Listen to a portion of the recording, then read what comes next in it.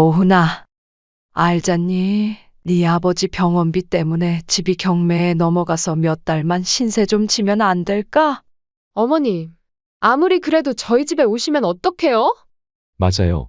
지금 저희도 상황이 좋지 않아요. 얼마나 계실 건데요? 2달 정도만 신세 좀 지면 안 될까? 어머니, 자식한테 도움은 못 될 망정 이렇게 짐이 되면 어떡해요? 미안하구나.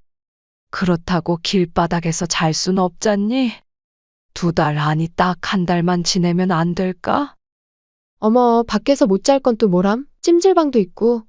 요즘 잘 곳이 얼마나 많은데 이렇게 자식한테까지 민폐를 끼쳐야겠어요? 이번 사연의 주인공은 평생을 가족을 위해 살아온 서말순 씨입니다.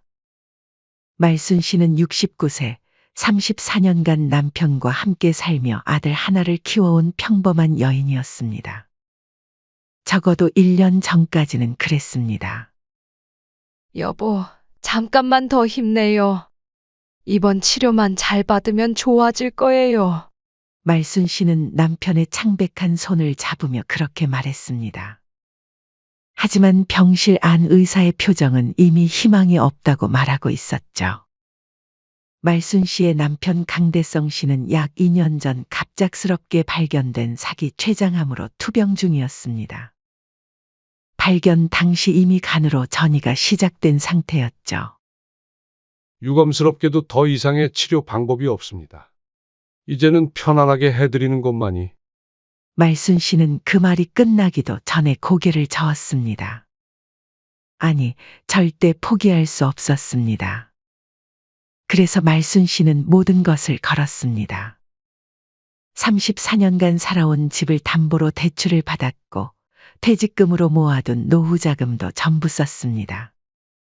서울의 유명한 대학병원부터 민간요법까지 남편을 살릴 수 있다는 정보라면 무엇이든 찾아 헤맸죠. 물론 아들 도훈 씨에게도 남편의 병을 알렸습니다. 하지만 아들의 반응은 생각보다 냉담했습니다. 암이요? 많이 심각한가요? 아들은 전화 너머로 그렇게 물었을 뿐 바쁘다는 핑계로 병원에는 거의 오지 않았습니다. 한 달에 한 번 정도 얼굴을 비추는 것이 전부였죠.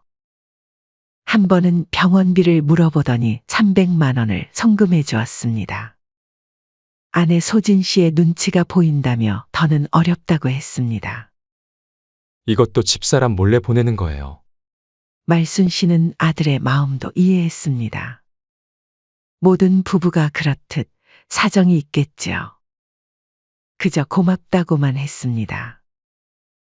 하지만 세상 이치는 냉정했습니다. 1년간의 긴 투병 끝에 결국 대성 씨는 말순 씨의 품에서 마지막 숨을 거두었습니다. 여보, 저 두고 어딜 가요? 약속했잖아요. 검은 머리 팥불이 될 때까지 함께 하자고. 대성 씨의 장례식은 조촐하게 치러졌습니다.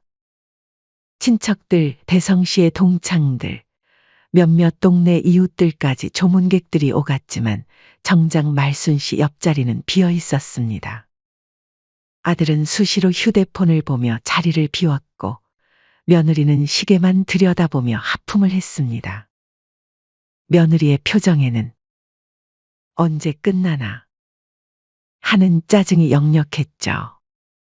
어머님, 저희 회사에서 급한 연락이 와서요.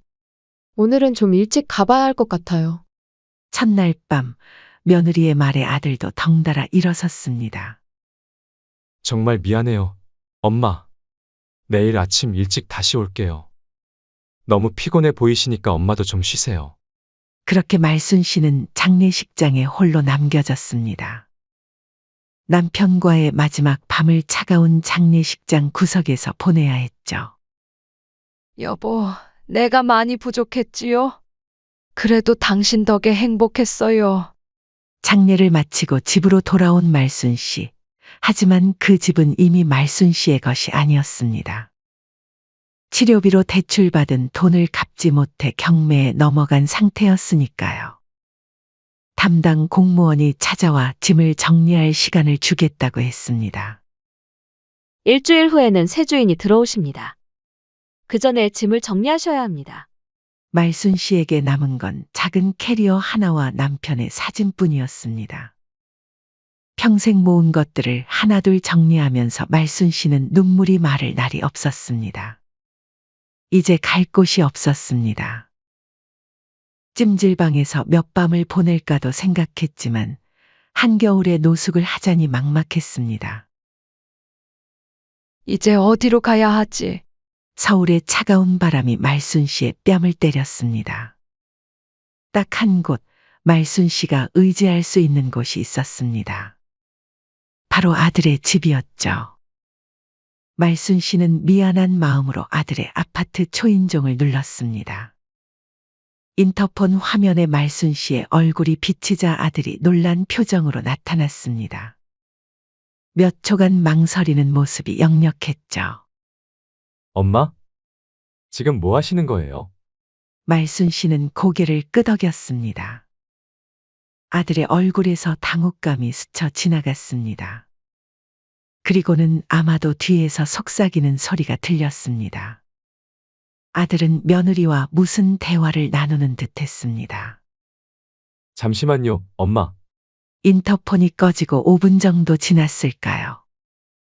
말순 씨는 추운 복도에 홀로 서서 기다렸습니다. 문이 열리고 아들이 나왔습니다. 뒤로는 다소 굳은 표정의 며느리가 보였습니다. 엄마? 갑자기 무슨 일이세요? 전화라도 주셨으면. 말순 씨는 태어나 처음으로 자식에게 구걸하는 기분이었습니다. 도훈아, 알잖니? 집이 경매에 넘어가서 일주일 안에 비워줘야 한대. 네? 무슨 말씀이세요? 아무리 그래도 저희 집에 오시면 어떡해요? 아들의 눈이 커졌습니다. 말순 씨는 천천히 상황을 설명했습니다. 대출금을 갚지 못해 집이 경매로 넘어갔다는 것, 갈 곳이 없다는 것을. 아들의 표정은 점점 더 굳어졌습니다. 지금 저희도 상황이 좋지 않아서. 얼마나 계실 건데요? 2달 정도만 신세 좀 지면 안 될까?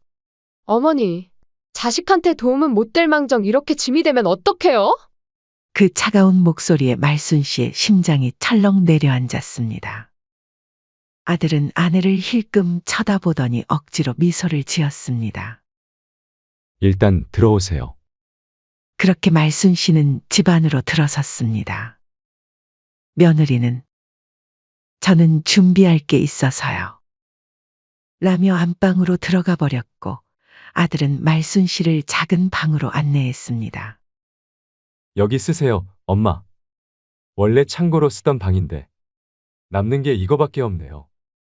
정말 잠시만 계실 거죠? 너무 오래 계시면 안 돼요. 아들의 목소리가 불안하게 떨렸습니다. 그리고 엄마, 아시겠지만 저희 집에 있는 동안에는 소진이가 좀 예민해서 소진이 방식대로 있으셔야 할 것 같아요. 아들의 말은 점점 작아졌습니다. 눈치를 보는 모습이 역력했죠. 말순 씨는 고개만 끄덕였습니다. 자식에게 얹혀 사는 신세가 되다니 이렇게 될 줄 몰랐습니다. 아들이 나가자마자 이웃방에서 속삭이는 소리가 들렸습니다. 도대체 어떻게 된 거야? 왜 갑자기 어머님이? 나도 몰라. 집이 경매됐대. 어떻게 좀 있으면 선인애도 놀러 온다고 했는데. 짜증나게. 어쨌든 오래 계실 건 아니라는 거지? 얼른 다른 곳 알아보게 해. 하루도 같이 있기 싫다고. 말순 씨는 가슴이 조여들었습니다. 이런 대화를 엿듣게 될 줄은 몰랐습니다. 그날 밤 말순 씨는 이불을 덮고 소리 없이 울었습니다. 대성 씨가 살아있을 땐 한 번도 상상하지 못했던 현실이었습니다. 집도 돈도 의지할 남편도 없이 캄캄한 천장을 바라보며 말순 씨는 미래를 생각했습니다. 평생 남편을 위해, 아들을 위해 살아왔는데 정작 자신의 노후는 이렇게 막막할 줄 몰랐습니다. 더 이상의 눈물은 나오지 않았습니다. 눈물조차 말라버린 듯한 공허함만 남았죠. 이제 말순 씨의 새로운 삶이 시작되었습니다. 아들의 집에서 눈치 보며 살아가야 하는 삶이. 말순 씨의 새로운 일상은 생각보다 더 고통스러웠습니다. 아들의 집에 들어온 첫날부터 그녀는 손님이 아닌 짐이었습니다. 어머님, 하실 거 없으시면 누워만 계시지 마시고 청소 좀 부탁해요. 그리고 세탁기는 이렇게 돌리시면 돼요. 첫날 밤 아들과 며느리는 늦게까지 TV를 보며 웃고 떠들 동안 자식들의 밀린 빨래를 대신해줬죠. 그렇게 일주일이 지났습니다. 말순 씨는 어느새 집안일을 도맡아 하게 되었습니다. 어머니, 저희 집에 계실 거면 눈치껏 밥값은 해주세요. 저희도 힘든 거 아시잖아요. 청소, 빨래, 설거지. 그녀가 할 수 있는 일은 모두 했습니다. 어머님, 이 옷은 드라이클리닝 맡겨야 하는데 세탁기에 넣으셨네요? 아, 망가졌잖아요. 눈치가 없으면 제가 하라는 대로 하세요. 제발. 며느리의 불평이 늘어갔습니다. 말순 씨는 매번 사과했습니다. 점점 자신의 존재가 도움이 아닌 방해가 되는 기분이었죠. 속으로는 서운한 마음이 가득이었지만 아들 집에 신세 지고 있다는 사실 때문에 점점 위축되어 갔습니다. 아들은 그런 상황을 보고도 그저 눈치만 볼 뿐이었습니다. 열흘쯤 지났을까요? 말순 씨의 핸드폰이 울렸습니다. 모르는 번호였지만 받아보니 보험회사였습니다. 서말순 고객님 맞으십니까? 고객님 배우자 강대성님 명의로 된 생명보험금 지급 관련해서 연락드렸습니다. 말순 씨는 깜짝 놀랐습니다. 남편이 보험에 가입했다는 사실조차 몰랐던 것입니다. 예? 보험금이요? 얼마나 되나요? 3억 원입니다. 서류 확인 결과 모두 정상적으로 처리되어 다음 주쯤 고객님 계좌로 입금될 예정입니다. 전화를 끄는 말순 씨는 한동안 멍하니 앉아 있었습니다. 3억이라니. 믿기지 않았습니다. 남편이 오래전 드러났던 생명보험금이었죠. 그 돈이면 전세라도 구할 수 있을 터였습니다. 더 이상 아들 눈치 보며 살지 않아도 되는 거죠. 말순 씨는 그날부터 조용히 집을 나갈 준비를 시작했습니다. 부동산 앱을 깔아 근처 월세방을 알아보기도 했습니다. 하지만 세상 일은 뜻대로 되지 않았습니다. 말순 씨가 스마트폰을 보고 있는 모습을 며느리가 본 것이죠. 어머님, 뭐 보고 계세요? 팔자 한번 좋으시네요. 말순 씨는 깜짝 놀라 핸드폰 화면을 껐습니다. 하지만 이미 늦었습니다. 아, 그냥 집 좀 알아보고 있었어. 며느리의 눈이 반짝였습니다. 그리고 조심스럽게 물었습니다. 어머, 나가시려고요? 그래, 언제까지 너네 집에 눌러 앉을 순 없잖니? 잘 됐네요. 근데 막상 어머님 나가시면 서운할 것 같아요. 이제 청소는 누가 해요? 어머님, 그런데 무슨 돈으로 집을 구하신다는 거예요? 처음으로 며느리의 목소리에 공손함이 묻어났습니다. 말순 씨는 잠시 망설였지만 이내 대답했습니다. 아버지 앞으로 들어놓은 보험이었단다. 며느리는 더 이상 아무 말도 하지 않았습니다. 하지만 그날 저녁 아들 부부의 태도가 완전히 달라졌습니다. 갑자기 정성스럽게 저녁을 차려 말순 씨를 불렀습니다. 어머님, 제가 어머님 좋아하시는 갈비찜 해봤어요. 많이 드세요. 오랜만에 실력 발휘했네요. 며느리의 얼굴에는 처음 보는 친절한 미소가 번졌습니다. 말순 씨는 갑작스러운 변화에 당황했지만 그저 고맙다고만 했습니다. 식사가 끝나갈 무렵 아들이 조심스럽게 입을 열었습니다. 엄마, 보험금 얘기 들었어요? 3억이면 상당한 거금인데. 말순 씨는 아들의 말이 끝나기도 전에 알아차렸습니다. 이들의 갑작스러운 친절이 무엇을 의미하는지. 저희도 나눠주실 거죠? 반씩 나누는 게 어때요? 애들아, 너네 결혼할 때 집도 해줬는데 더 뭘 바란다는 거니? 그리고 엄마 지금 갈 데 없는 거 알잖니? 이거 전세금이니 괜한 생각 말거라. 나도 일단 집부터 구해야지. 아버지 돈인데 왜 엄마 혼자 쓰세요? 저희도 아버지 자식인데. 말순 씨는 숟가락을 내려놓았습니다. 이 돈은 내 아버지가 나를 위해 남긴 거야. 내가 알아서 쓸 거다. 식탁 위로 무거운 침묵이 내려앉았습니다. 아들의 표정이 굳어졌고 며느리는 신경질적으로 젓가락을 놓았습니다. 어머니, 아버님이 돌아가셨으니 그 돈은 가족 모두의 것 아닌가요? 계산은 바로 해야죠. 어머님께 아니고 우리 거죠. 말순 씨는 믿을 수 없다는 듯 며느리를 바라봤습니다. 장례식에 거의 참여도 하지 않았던 사람이 이제 와서 무슨 소리를 하는 건지 이해할 수 없었습니다. 말순 씨는 아무 말도 안 하고 자리에서 일어나 방으로 들어갔습니다.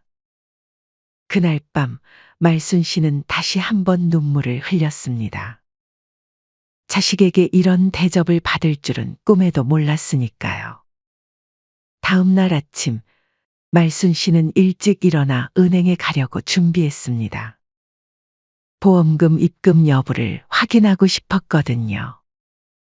하지만 가방을 챙기던 중 서랍에 뭔가 이상한 것을 발견했습니다. 어? 내 인감도장이 없네. 말순 씨는 분명 인감도장을 이 서랍에 넣어두었다고 기억했습니다.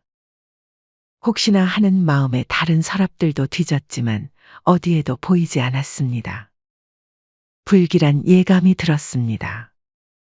급하게 은행으로 향한 말순 씨는 통장 내역을 확인했습니다. 다행히 보험금은 아직 입금되지 않았습니다. 하지만 은행 직원의 말에 말순 씨는 등골이 서늘해졌습니다. 어제 오후에 계좌 변경 신청이 들어왔었는데요. 본인이 아니셨나요? 말순 씨는 고개를 저었습니다. 그리고 곧바로 보험사에 연락했습니다. 역시나 누군가가 지급 계좌를 변경하려고 시도한 흔적이 있었습니다. 네, 서말순 고객님 명의로 계좌 변경 신청이 들어왔었습니다. 하지만 본인 확인 과정에서 의심스러운 점이 있어 지급 처리를 보류했습니다.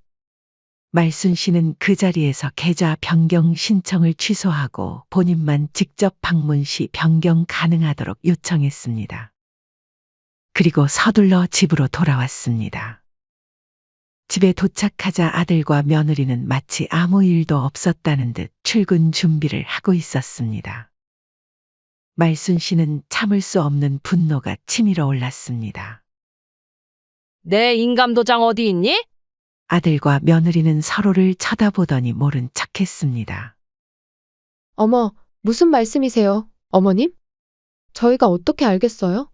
말순 씨는 더 이상 참을 수 없었습니다. 아들의 방으로 향했고 서랍을 열었습니다. 그리고 그곳에서 충격적인 것들을 발견했습니다. 수많은 대출 고지서와 연체 통지서, 도박장 영수증들. 그리고 말순 씨의 인감도장이 그 위에 놓여 있었습니다. 이게 무슨 짓이니? 말순 씨의 떨리는 목소리에 아들과 며느리는 당황했습니다. 아들은 서둘러 서류들을 치우려 했지만 이미 늦었습니다. 엄마, 이건 설명할 수 있어요. 이 짐승만도 못한 것들 설명할 게 뭐가 있니? 내 아버지 보험금을 가로채려고 했던 거지? 아들은 고개를 숙였습니다. 며느리는 여전히 강한 어조로 말했습니다. 어머님, 저희가 얼마나 어려운 상황인지 아세요? 저희 지금 도박 빚에 허덕이고 있어요. 이 집도 곧 경매로 넘어갈 거예요. 말순 씨는 그 자리에 주저앉았습니다. 이제야 모든 게 이해됐습니다. 왜 아들이 병원에 잘 오지 않았는지, 왜 장례식에서도 계속 전화를 받았는지, 그리고 왜 자신을 달갑지 않게 대했는지. 도박? 언제부터였니? 아들은 여전히 고개를 숙인 채 대답했습니다. 3년 전부터요. 처음엔 재미로 시작했는데 그래서 내 아버지 보험금까지 노린 거니? 말순 씨의 목소리는 차갑게 가라앉았습니다. 아들은 더 이상 변명하지 않았습니다. 며느리만이 여전히 강경했습니다. 어차피 그 돈, 어머님도 공짜로 얻으신 거잖아요. 저희 좀 도와주시면 안 돼요? 맞아요, 엄마. 저희 그걸로 금방 불려서 다시 돌려드리려고 했어요. 이번엔 자신 있거든요. 말순 씨는 더 이상 말을 잇지 않았습니다. 자신의 방으로 돌아가 짐을 챙기기 시작했습니다. 이제 이곳에 머물 이유가 없었습니다. 됐다. 너희들을 자식으로 생각한 내가 바보지. 아버지 생명보험금으로 도박을 하려고 해? 너네가 그러고도 사람이냐? 그것도 모자라 지 엄마가 어려워서 몇 달 신세 좀 지는 것도 아니 곱게 봐서 식모처럼 부려먹기나 하고 말이야. 너네가 방금 한 짓 전부 후회하게 될 거다. 그렇게 말순 씨는 아들의 집을 나왔습니다. 가슴 속에는 깊은 상처가 그리고 손에는 작은 캐리어가 들려 있었습니다. 하지만 이제 적어도 그녀에게는 새로운 시작을 위한 자금이 있었습니다. 그날 밤 말순 씨는 모텔 방에 짐을 풀었습니다. 작은 캐리어 하나와 남편의 사진이 전부였죠. 하지만 마음은 이상하게 가벼웠습니다. 아들의 집에서 나온 순간부터 어깨에 얹혀있던 무거운 짐이 내려간 것 같았습니다. 이제 어떻게 해야 하지? 말순 씨는 멍하니 창밖을 바라보았습니다. 밤거리는 낯설고 차가웠지만 오히려 아들의 집보다 편안하게 느껴졌습니다. 그러다 문득 탁상 위에 놓인 전화기가 눈에 들어왔습니다. 그리고 순간적으로 결심이 섰습니다. 다음 날 아침, 말순 씨는 경찰서 앞에 서 있었습니다. 한참을 망설이다가 결국 발걸음을 내디뎠습니다. 저 사기 미수로 신고하고 싶은데요. 담당 경찰관은 말순 씨의 이야기를 경청했습니다. 남편의 보험금, 도난당한 인감도장, 계좌 변경 시도까지. 말순 씨는 떨리는 목소리로 모든 것을 설명했습니다. 그런데 신고 대상이 제 아들과 며느리입니다. 경찰관의 눈이 커졌습니다.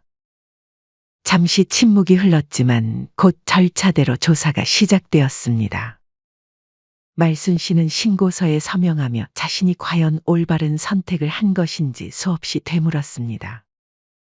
하지만 이미 돌이킬 수는 없었습니다. 이틀 후 아들과 며느리는 경찰 소환을 받았습니다. 말순 씨도 함께 출석하여 진술을 보완해달라는 연락을 받았죠. 경찰서 복도에서 마주친 아들의 얼굴은 말순 씨가 기억하던 그 얼굴이 아니었습니다. 핏기 하나 없이 창백했고 눈빛은 분노와 원망으로 가득했습니다.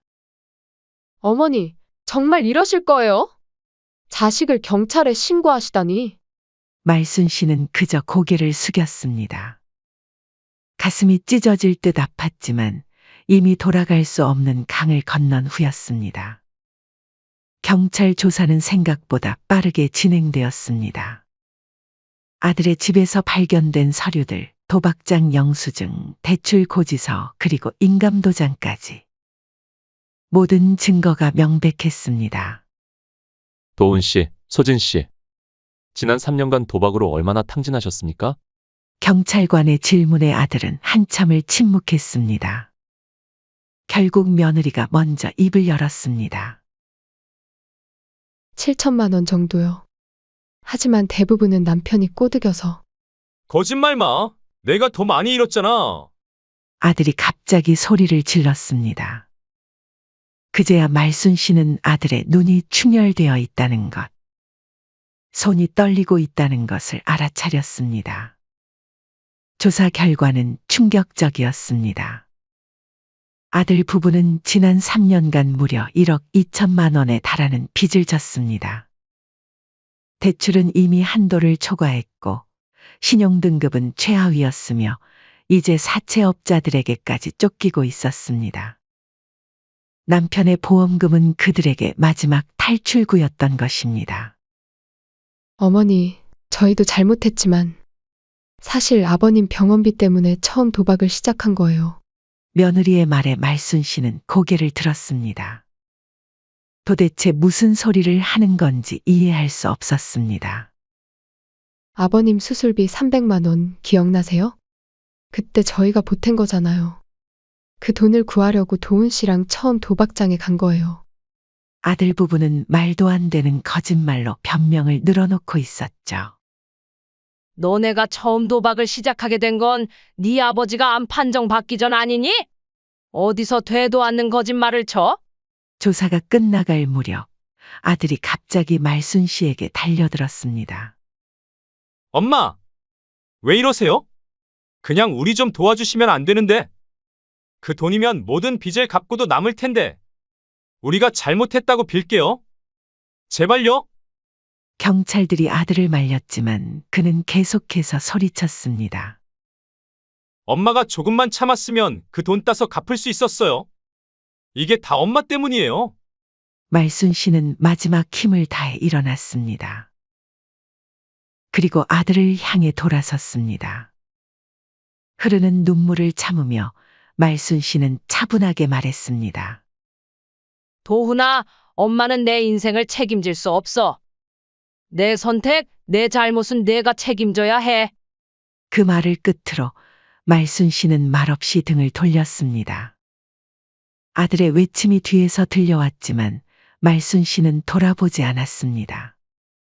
이제는 정말 끝이었습니다. 경찰서를 나온 말순 씨는 바로 휴대폰 대리점으로 향했습니다. 새 전화번호를 만들고 모든 연락처를 정리했습니다. 아들의 번호는 지웠습니다. 통장도 새로 만들었습니다. 그리고 모텔로 돌아와 인터넷으로 전국의 부동산 매물을 검색하기 시작했습니다. 말순 씨는 오랜만에 자신의 진짜 마음을 들었습니다. 바다가 보이는 곳에서 새로운 시작을 하고 싶었습니다. 일주일 후 말순 씨는 강릉행 기차표를 끊었습니다. 2번의 부동산 방문 끝에 바닷가 근처의 작은 상가주택을 계약했습니다. 1층은 작은 카페로 2층은 주거 공간으로 쓸 생각이었습니다. 봄이 시작될 무렵 바다 커피는 문을 열었습니다. 작지만 아늑한 공간에 말순 씨는 자신의 이야기를 담았습니다. 손님들은 조용히 바다를 바라보며 커피를 마셨고 말순 씨는 그 모습을 보며 미소 지었습니다. 매일 아침 말순 씨는 바다가 보이는 창문을 열었습니다. 파도 소리를 들으며 하루를 시작했죠.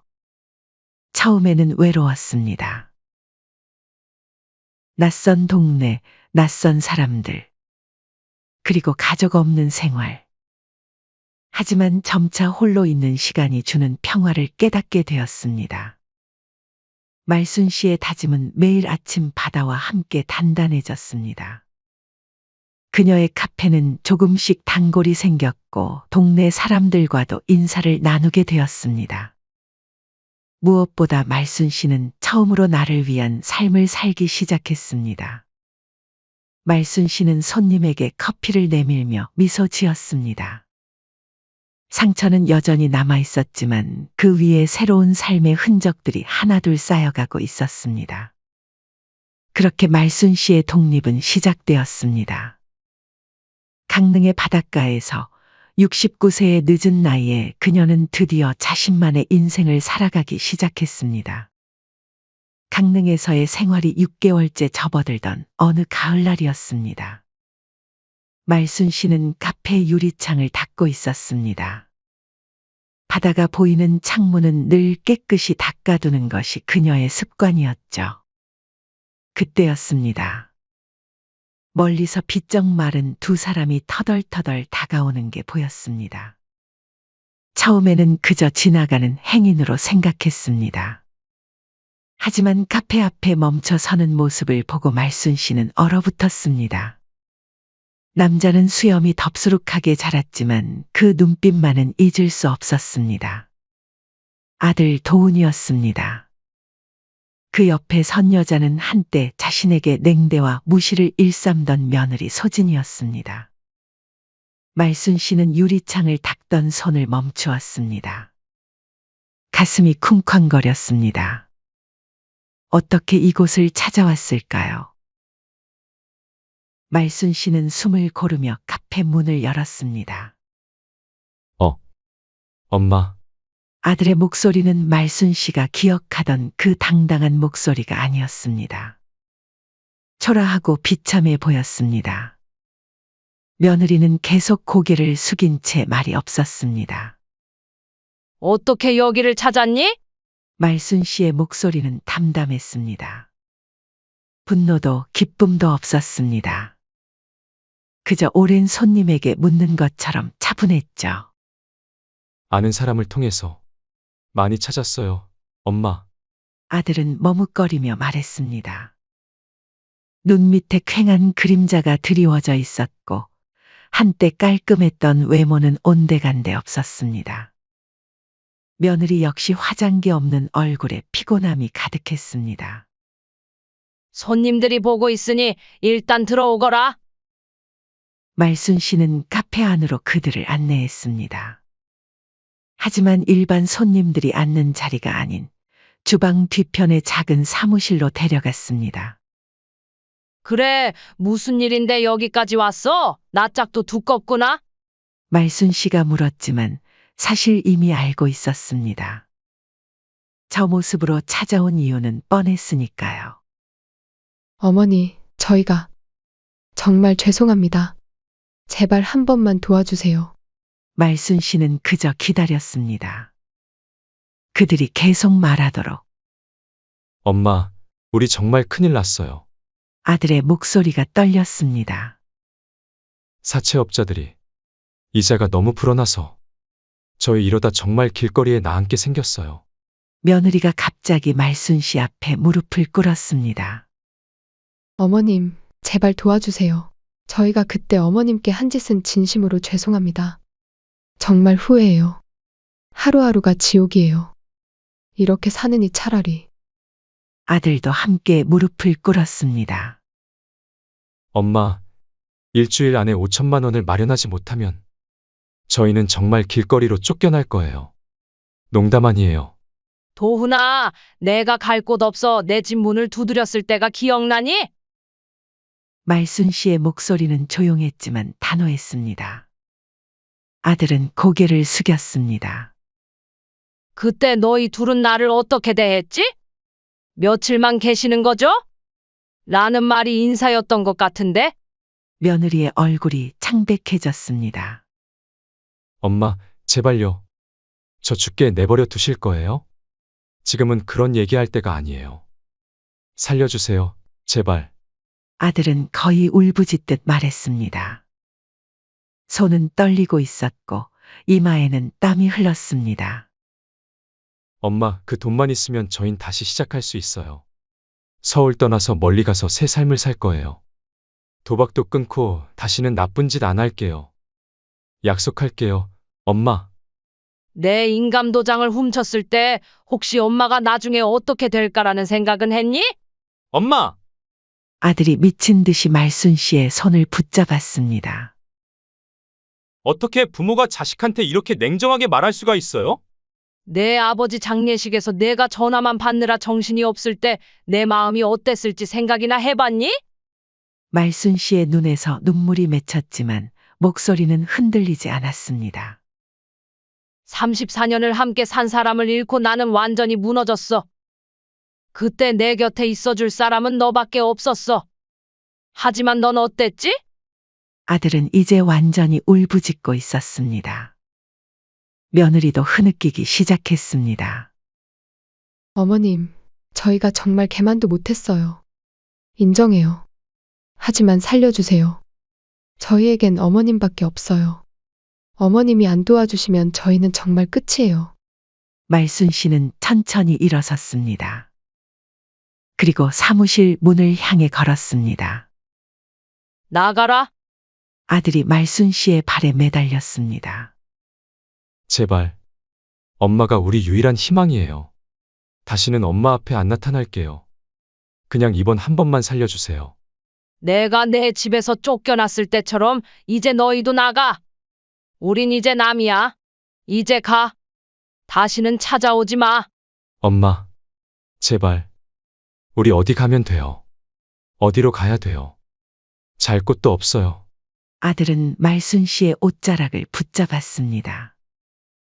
며느리는 바닥에 엎드려 울고 있었습니다. 용서는 했어. 하지만 도와줄 수는 없어. 이제 너희 길을 가.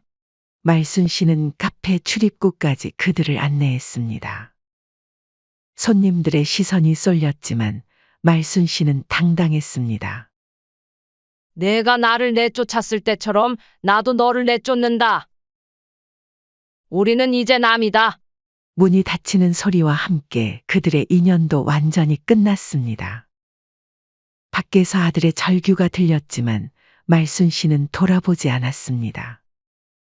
마음은 아팠지만 동시에 묘한 해방감이 느껴졌습니다. 이후 여러 소문이 돌았습니다. 아들 부부는 이혼하고 노숙자가 되어 근처 공원에서 지내다가 어느 날 모습을 감췄다는 소문, 소진은 빚쟁이에게 쫓겨 고향으로 돌아갔다는 소문. 하지만 말순 씨는 더 이상 그런 이야기에 귀 기울이지 않았습니다. 겨울이 지나고 다시 봄이 왔습니다. 말순 씨의 카페는 입소문을 타고 꽤 유명해졌습니다. 작은 성공이었지만 말순 씨에게는 큰 의미가 있었습니다. 인생의 황혼기에 홀로 이뤄낸 성취였으니까요. 어느 따뜻한 봄날, 말순 씨는 카페 창가에 앉아 바다를 바라보았습니다. 파도가 밀려오고 또 나가는 모습이 그녀의 인생과 닮았다고 생각했습니다. 밀려오는 슬픔, 그리고 다시 물러가는 아픔. 그 자리에 남는 건 깨끗한 모래사장뿐이었습니다. 이젠 나를 위해 살 거야. 남은 삶은 오직 나만의 것. 말순 씨는 조용히 중얼거렸습니다. 커피잔을 들어 한 모금 마시며 그녀는 미소 지었습니다. 69세의 나이에 시작한 새 인생은 쉽지 않았지만 그 어느 때보다 단단하고 의미 있었습니다. 바다를 바라보는 말순 씨의 눈빛에는 더 이상 슬픔이 없었습니다. 오직 평온함과 자신감만이 빛났습니다. 상처로 얼룩진 과거를 뒤로하고 그녀는 진정한 홀로서기를 시작했습니다.